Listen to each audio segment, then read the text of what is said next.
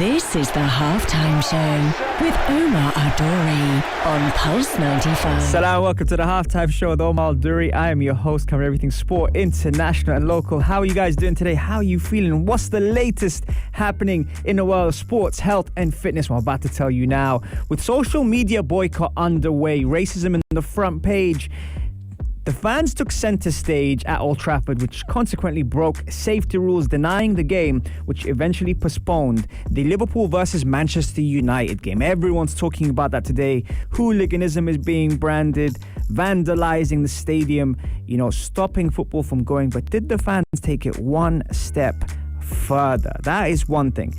Then we've also got the Ramadan segment, which is going to be on health and fitness. Now, I've had a few people send in some questions, and I always say I'm going to dedicate one of those to you every show. So we're talking about that as well today. The question came from Masoud asking about nutrients and diets during Ramadan. Now, I know there's 9 days left, but still, any way I can help, I will do so.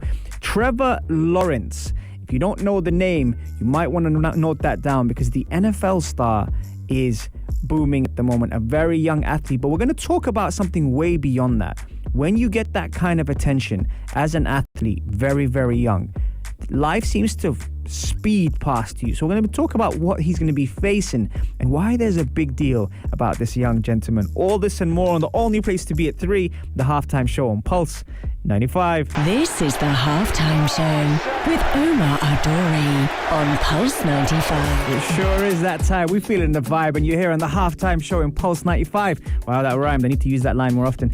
We're talking a lot of good stuff today. Thank you for everyone who is tuned in on the Instagram Live at Omar Adori. Shout out to Shadi, Fahad as well, who's just joined the room, RBO, Rajvi, Aline, Greem Znaldo, Lara, Terry, Zulfia, Zaruni as well. Thank you very much for tuning in. Right, okay, so what's on the show today? We are talking all sorts of good stuff. To start off with, I think the headlines at the moment now is the issue that happened last night between Manchester United and Liverpool, as the United fans, broke into the stadium and protested. And now it turned into a little bit of violence, with some people getting injured, but also the fact the game got postponed and called off because it wasn't safe following COVID restrictions to be able to get everything turned over. Now, part of the stadium also, they said, was damaged, which wasn't really good for football. But how far are we going to go with this? Now, obviously, the European Super League has caused, a huge stir, and a lot of people have gone mad over the owners going behind the fans' back. And more than any time, the fans are voicing their concerns, and also it's their club. So several factors coming into this situation yesterday was already very, very sensitive. Now, protests, perfectly fine with. In my opinion, nothing wrong with protests, as long as safety doesn't come into the conversation. And here's where, Manchester United fans and other fans as well, just to make that clear, around Europe and, around the world, are very angry at the owners for going behind their backs and calling it greed and etc. But yesterday was just a step too far. Now, my question to everyone here, if Manchester United were closer to Manchester City, would the protesters have still broken into the stadiums, knowing that fans are not allowed in the stadiums? And would that have got as far as it did? Here's how: football is one thing, but getting to that point where police are involved, safety is involved, health is involved, that's a bit too far. Now, not just picking on United, obviously they're the ones that, got the game yesterday called off.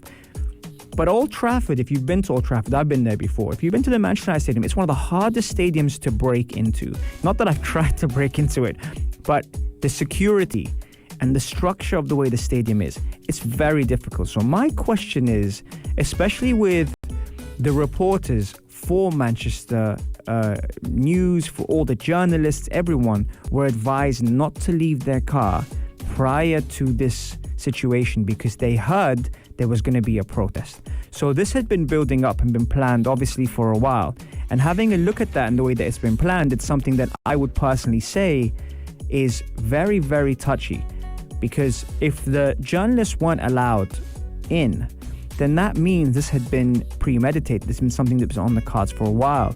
What I noticed yesterday is the green and yellow flags and the green and yellow fireworks. And for those that don't know, Newton Heath, the initial guys who Manchester United morphed into Manchester United were green and yellow. And so there was a statement there in having a look at that and seeing how the fans were saying, this is our club. This is not the owner's club. The Glaziers clearly have been in a situation before. I think it was 2010 where the fans were against them. But again, it's just the timing. I think more than ever, and you guys let me know what you think about this, more than ever, the fans have a voice now. And the players have made themselves clear. The coaches have made themselves clear. Even the pundits like Gary Neville, who I yesterday was hearing Richard Keys speak quite badly of Gary Neville and say that, you know, you've infuriated the fans and you've kind of motivated them to do this stuff. Not really. He's standing up for what he believes in. He's a huge Man United fan, but he also stands up in protesting against greed and against people that don't have a love for the game, who are treating it like a business. Now, there's nothing wrong with business owners either. So let's just get that out there. When you buy a club or when you buy a business, obviously the whole point is to make profit, turn over, to do all these kind of things. So that's not the problem. The problem is keeping secrets and thinking of what's going to just benefit you without letting the fans know. What's the direction of the club? Would it still be like that if Sir Alex Ferguson was there? If you had the ambassadors who held the club for so long, if you had them there, would this still be happening? Communication is another factor. I think yesterday it just took it that one step further, which, you know, was really, really frustrating, because Liverpool could have ended, obviously we know Manchester going to win the league, but Liverpool could have ended the title race then and there if they'd beaten Manchester United. Now with this game being postponed, that doesn't have the same magnitude as it.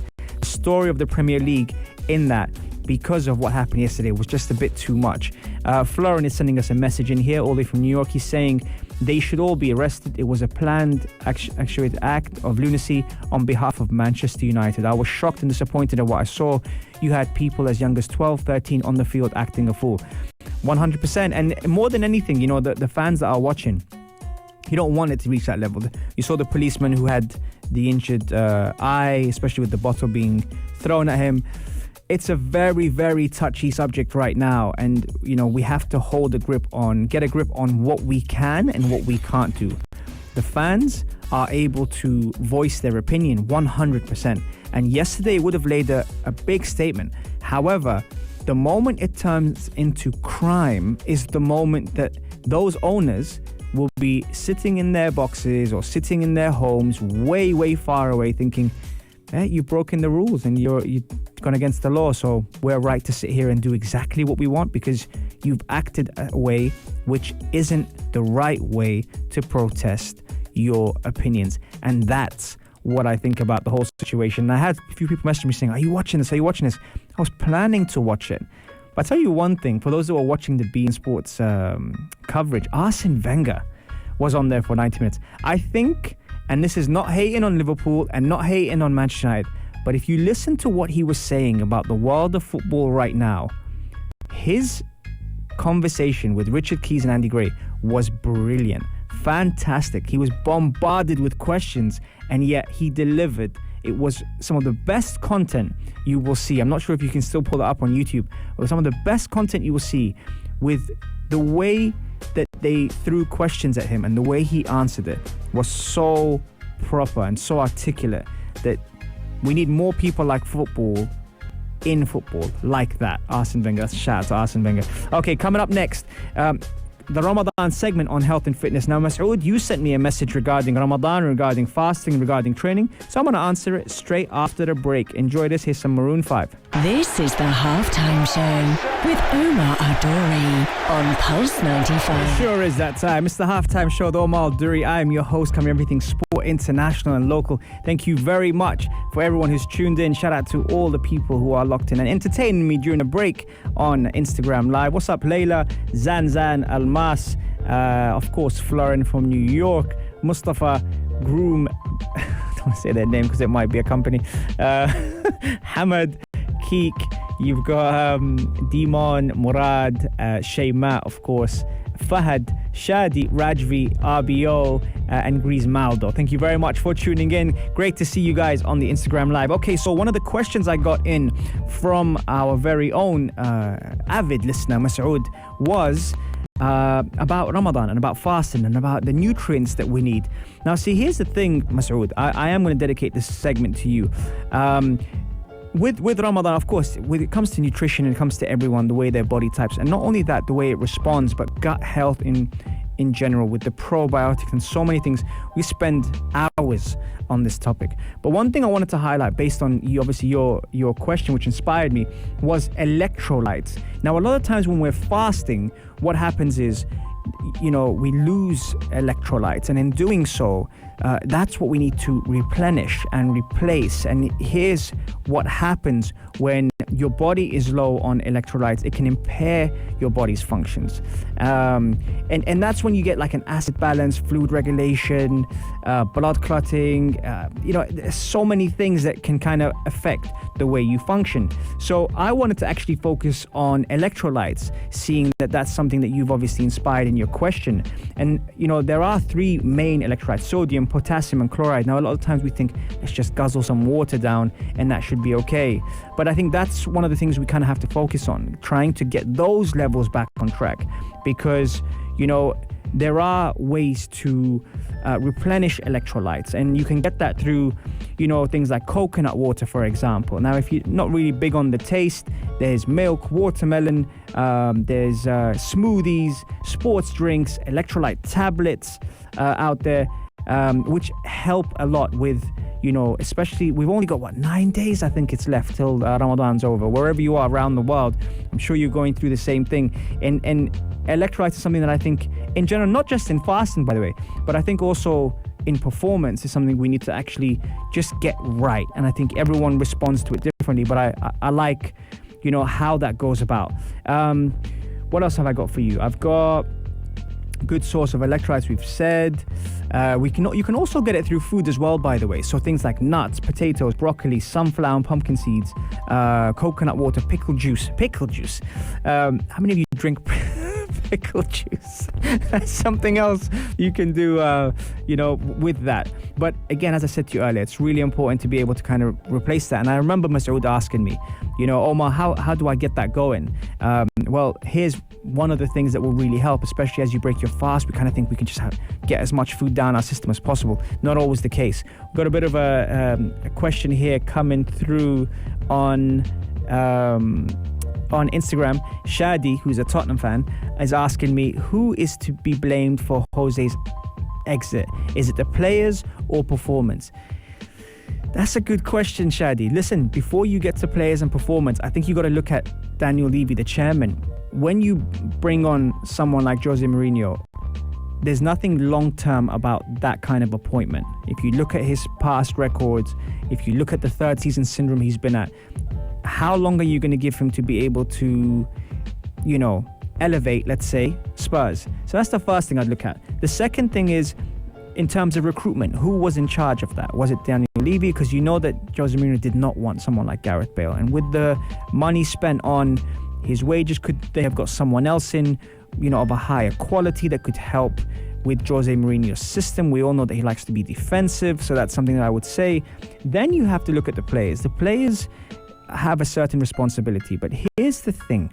When you have players with leadership, the psychology behind that comes down to when things aren't going well tactically or stylistically, the players take charge. So that's where I would then go on to the answer to your question and say, the recruitment comes down to who you recruit to be able to fit a certain system.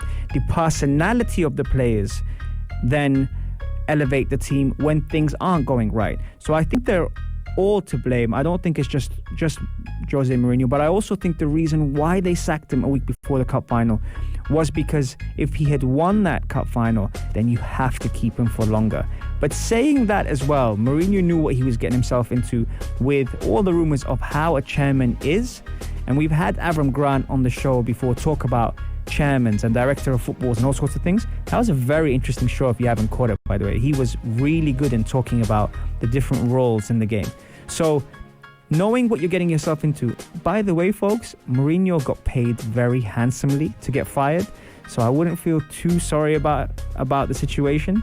But I think he probably would have been able to give City a better game in the cup final. And I also don't understand, the Mason appointment when Chris Powell has the coaching badges, the experience, and also has managed at the highest level. And you've got Ledley King, who's a legend, and also got his coaching badges. I don't know why Mason's there at 29. Now, nothing wrong with age, but I don't get it. What's up, Saad Almas? Almas says that if she scores tonight, she's going to dab. Okay, all right, cool. And hopefully celebrate with me. And of course, one of our favorite fighters, mixed martial art fighters, Anas Siraj Munir, is in the building as well, sending his regards, who is fantastic. If you saw his last fight, by the way, he was incredible. What a fighter. Okay, right. So that's the Ramadan segment regarding health and fitness. I hope you've enjoyed it. Guys, get onto your electrolytes. That is the game changer. If you're training 24/7 and you're getting yourself, in the right frame of mind, that balance, you got to replace your electrolytes. First segment, we talked about United. Second segment, we talked about Ramadan and the health and fitness segment. And the third segment, we're going to talk to you about an up-and-coming star on the only place to be at 3, the halftime show on Pulse 95. This is the halftime show with Omar Adori on Pulse 95. Yes, we are back on the halftime show. See, I thought it couldn't get better when I had Big Hass on the other day talking about basketball is life. But I've got the other half of Yalla Home here with me today. I managed to stop her getting between both doors as she was getting through. Anna Schofield, how you doing? No, I'm good. How are you doing? I'm doing well. It's nice to be here. I like seeing you on air. Really? Yeah. Is it weird for you? Yeah, it is, because I don't get to see you much on air. Yeah. We're obviously mates, but I don't get to see you actually on air. Yeah. I see your Instagram. Okay, she just plugged my Instagram. I like it. That is good. Schofield, there's a lot of... I'm sorry, guys. I don't call her by her first name. I call her by her second. That's when you know we're friends. Schofield, I'm going to throw a scenario away. There's this athlete I've picked up on. I saw him actually on the BBC. They were talking about him. His name is Trevor Lawrence. Now, for most of you, including myself before I read about him, I thought, what? Who's that? He is an up-and-coming NFL star at the tender age of 21. Wow. He's also 6'6". Ooh. Yeah, big boy. Yeah. He's had a remarkable record of 86 wins and 4 defeats, and he plays American football. But what I wanted to touch on here, and this is where, because I know you've got two beautiful kids. I have, thank you. Albion Lola, shout out to Albion Lola. When it comes down to getting that kind of attention at a young age, and you had it in with your father being who he is, I thought I'd drop that in there as well. See how I'm bringing all this together now. You're good. Yeah, thank you. The attention that comes with it, at such a young age, when you're exposed to so many different factors. What's that like growing up in that kind of superstar bubble? Oh, I think you're giving it some lovely things. Daddy would be loving the fact that you're using the word superstar. I think that, my dad was an actor, so the fame wasn't around me in any way. Although I did get some grief at school because every time he became, if he was in EastEnders or if he was in when he was in Star Wars, those little things. Yeah.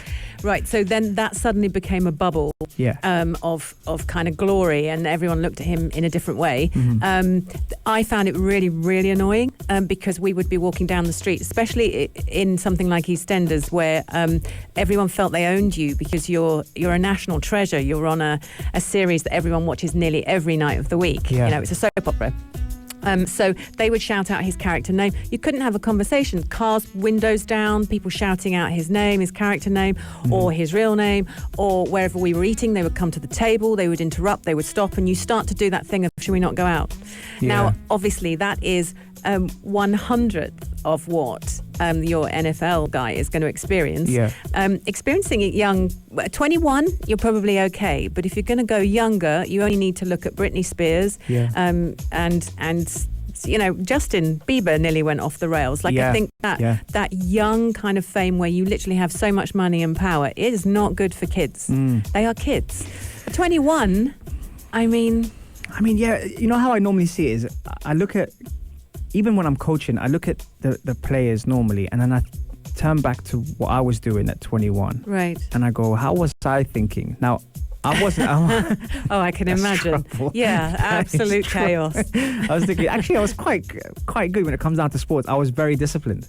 Just with the sport? Yeah, just with the sport, I was very disciplined. And I always wondered why I was put up as captain, but because I was quite quiet. And then I look at Trevor Lawrence here. I keep wanting to say Trevor Nelson. Me too. I look at Trevor Lawrence here, and I was studying some of the things he was doing. The pressure of being a role model. Right. The pressure of not doing things or being distracted by many things, I'm sure, at that age. The sport will hopefully keep him in line. It's not like being a pop star where I'm sure everything is thrown at you. With sport, he needs to keep himself fit. He needs to be on point with what he's eating, how he's behaving. They will have people monitoring the young ones, I'm sure. I mean, you know more. But the clubs will be watching the young ones who suddenly, get all this fame suddenly. But at 21, you're not quite in your right. But apparently, the human brain fully matures at the age of 23, 24, doesn't it? You're not done at 21. You're still growing. Yeah. And also, I think peak performance hits in at 27, 28. Interesting. Okay. So while the brain is working and gets you to a certain point, the body then takes you to about 27, 28. And I was looking at some of Lawrence's stats and it's crazy. He is a hometown hero. Right, of course. He will probably get that big contract to go deeper into the NFL. Right. And that's when he's going to not be in his comfort zone. So I'm looking at it psychologically. He's not going to be around the people he's grown up with, the same road, the same people that are cheering him on. Yeah. He's going to be on a global scale. And we already know the US is huge. So that's going to be the test of character to see if he does them, because we've all seen it, and you might have even had people in your life as well who they got all that potential, and it just never gets to where they probably could have got to, because of temptation, because of restriction, because of lack of discipline. So I'm wondering how he's going to respond. And what are your vibes so far? I think the parents probably have quite a big role in it. So has he got a good home life? What's the background? Well, this is the thing. When I was doing my research on here, his dad plays a big role in his life. The Jacksonville Jaguars is the team that he plays for. But also, he's got long blonde hair. He looks the part. He seems humble. And they say he's a grounded kid that turned up for tryouts in 2007. Right. 2007. From being face-to-face of his hometown, Cartersville, since he was 14, to being recognized as the voice of college football by the U.S. president. He's already been acknowledged by the U.S. president. Oh, wow. He's cooking on gas. Yes, exactly. So, good question about the family. Looking at the way his parents have kept him grounded, obviously. And this is something actually, because I know Albie's just a gem. How do you keep the kids grounded? I know Lola's going to be big. I know she's been accepted. Can I say that? You can. She's been accepted to Hurtwood House. Yes, which is huge. Yep. And she might have a couple of celebrity kids in there as well. She might do. Yeah. Beckham's. Oh, please. Oh, no. I'm like Britney Spears' mother. I'm go and make friends. Go and make friends. Go on, Lola. How do you keep them grounded? I don't think yet they've had anything to not be grounded about. I think that the UAE obviously offers some amazing things, like someone always clearing up after you. That's one of the things you get asked as a parent a lot. How do you keep them grounded when you've got a nanny all the time? But I think it's all about you and how you treat your nanny, how you work at home. So they only know the house that I create and the rules that I have. Right. So they can stay grounded. It will be interesting to see if they do well, what happens next. Certainly the circles that Lola may move in the next 2 years. That's going to be interesting. But hopefully she's got enough grounding to come home and laugh. I think humour's a huge part. If you can walk in and go, you will never guess what. You couldn't write it. This happened. As long as it's ta-da, it's so funny and not, oh yeah, because that's me and I deserved it. If they start any of that, then it's time to, cut Throw off down. at the ankles. I mean, what do you think? You've been to the World Cup with a team. You took them there. Yeah, there's a sense of just being a guardian amongst those players. Right. Being responsible for them, but also, like you said, just make sure they're not being too serious about it, and they're able to joke and laugh and banter about it. That's super, super key. Yeah. And it's easy coming from you being super mom and, being nominated for awards all around the country. But yeah, I don't have my own kids at the moment, but it's something that I observe a lot. And having been a teacher and a coach, I've been able to work with male and female, different ages. I'm actually going to a game tonight where the under-19 UAE team is facing Maria's team. Wow. Yeah, and because I obviously used to work with the UAE women's national team, I have a lot of love for the youngsters there. But I also have my wife and friends who are playing on the other team, so I'm going to try and keep it neutral. Oh, wow, that's a hard one for you. And support both. But yeah, you know what? It's sometimes you don't commit to clubs, you commit to players. Of course. And when they move on or move over to a different team, you're still loyal to them, and you still want them to really do well, even if they're up against each other. Yeah. And that's kind of where I stand. So I'm sitting on the fence on this one. You are. Yeah. Probably fence. But that's very you. You're very good at that. You're very calming. I'm sure you're a great influence. So you're going to play it super well tonight with your wife on one side and the people you've trained on the other. Yeah, it's going to be interesting. I'm sure the eyes will be on me if any goal goes in. Right, okay. We'll take a quick break and we'll be right back after break. Schofield, man, I wish you could be here all the time. I love it. Thank you very much. We'll be right back after this. Enjoy. This is the Halftime Show with Omar Adori on Pulse 95. Yes, we are back on the Halftime Show. You know what? I get spoiled here. Last show, Big Hass came on. This show, Anna Schofield is on. I mean, I'm setting myself up. This is just building. And it's great to have the two legends on the show to speak. Do you ever get a chance to, genuinely speaking now, do you ever get a chance to hear or listen to parts of the show? No. Okay. No. I think when you do a show like every day for 3 hours, I mean, I'm with Hass more than I'm with my own family.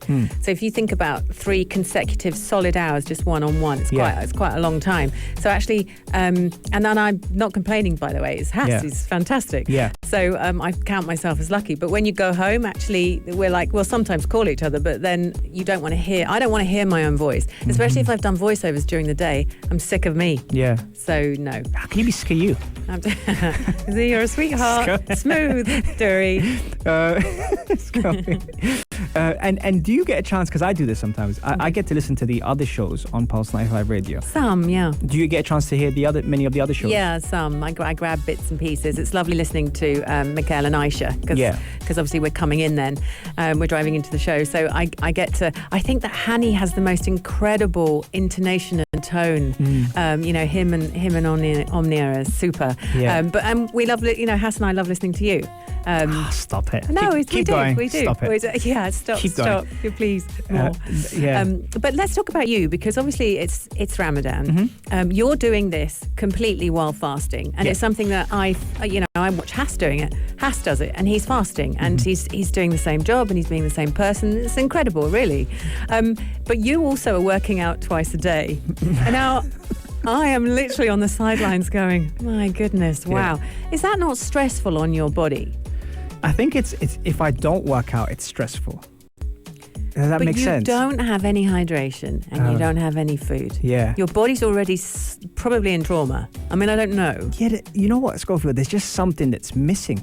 You know, if I don't exercise, don't get me wrong, I mean, I'm not exercising today, but if I don't exercise normally, then I don't feel good mentally. I do understand that. I don't feel good mentally, and that kind of leads, if like we talk about the domino system normally on the show, that kind of leads on to the next domino, which then affects the whole chain reaction. So if I don't, my planning for my training is quite crazy, because I put that in the diary a month before. It sounds obsessive. Before? Yeah, absolutely. Wow. Absolutely. I thought I had OCD. No, honestly, when it comes down to that part, OCD is me. Right. You know, so that's kind of the thing. But if I don't train, I think that's the problem. Okay. And I think if I don't have a goal, that's another problem. So if I was quite comfortable, and if I had already reached where I wanted to be, then I might be complacent. But I haven't.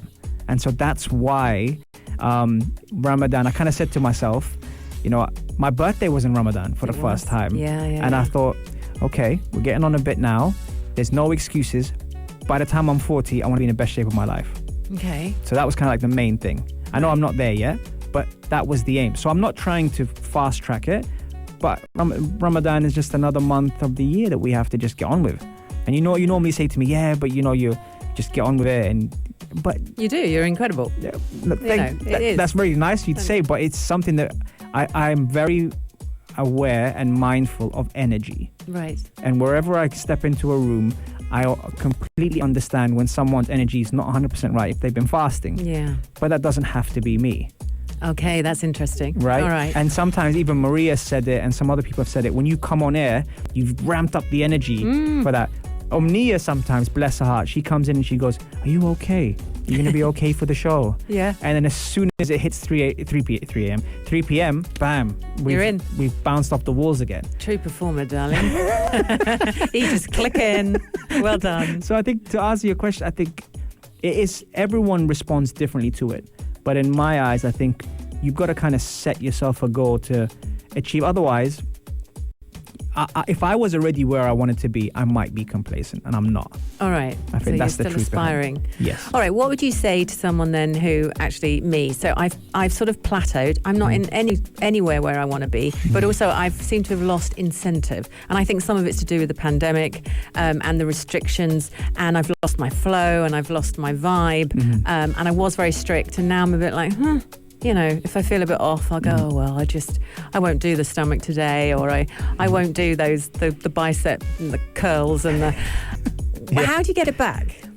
Well, you've got someone here saying, looking gorgeous, Anna. So Hanan clearly believes that you've already got it. Oh, Hanan, bless you. You know, but I think it comes down to goal setting. I think, what is it that you want to achieve? Do you have something in mind? Is it the way you feel? Is it a dress size? Is it measurement? Some people hate jumping on a scale. That's fine. Is it the way you perform? There's so many things. Look, you're speaking to a woman. What do you think? I want to get into the clothes that I want to wear. So normally that means losing weight. Okay. That's literally it. It's not even that I want to be fit. Okay. Although I do like the mental aspect. If I don't work out in a day, I'm done for. What is there a favorite outfit that is your go-to to see where you're at? Here's a question for you. Oh. Yeah, there's a couple. And have you tried them on? Oh, I wouldn't even go near them right now. Can't. So maybe that's the first step. What? Try and get them on? Yeah. But then I'll just go and have a donut. I'm feeling, devastated. No, if you try them on, then you will know where you're at, and then that might motivate you. I think it'll depress me. You think so? Yeah. I work from encouragement. Okay. But you're quite disciplined. Once you're on it, you're on it. I am. Okay. Yes. Okay. Yeah, that's true. true. You know what? A little bit uncomfort to be comfortable. Okay. We're going to report back next week on Anna Schofield's mission with the outfit to see where she's at. I'm sure it's not as bad as she says. And also that might motivate you. She's looking at me. She's like, no. I'm giving you the look. Okay, maybe I need to do some more boxing. Hey. I know a good boxing place. Come with me. Okay. Let's see the comments that are coming in here. The why needs to be greater than the how. Do you get that? Interesting. The why needs to be greater than the how. If you know why, then the how will just happen. Okay. Think about that. Hanan says, looking gorgeous. I'm going to repeat that on air again. Florence says, something is missing when I don't run, so I totally get it. Yeah. Terry's saying, and he absolutely kills it. Thank you very much, Terry. So kind of you. Still on work, but I'm back, says Masoud. And yes, Zaruni agrees with us as well. But guys, we are reaching full-time on the halftime show. Thank you very much for tuning in. And if you do miss the show, Masoud, I'm calling you out right now. If you missed the show and the segment is dedicated to your question that you slid into the DMs, then you can catch the full show on YouTube, Pulse 95 Radio, or if you prefer a podcast, head over to Apple, Spotify, SoundCloud, and Rami. Type in the halftime show, and it is there. I have to say a wonderful thank you to Anna Schofield for it's lovely. Thank you for letting me play with you. It's really good. It's great to have you here. So See, I get greedy now. Pass one day, Anna Schofield. I think maybe I'll get them both next time. Hey, you never know. Yeah, combo. Brilliant. Amazing. And guys, have a blessed day. And coming up next, actually, is Yalla Home, Anna Schofield, Big Absolutely. Host. Big Host. Big Hass. Did you say Big Host? Big Hose. Big Hose. I'm not saying a word. Can't wait. Make sure you stay tuned for the amazing duo. They're going to be up next. And I will see you back on Saturday. Saturday? Yeah. Saturday. 3 to 4. You know the days, right? Of course. Don't test me, Omar. Have a great day, folks. We're out. If you liked this episode of The Halftime Show, drop a like and subscribe. 95. Be sure to follow us on Instagram for all our daily updates and top stories.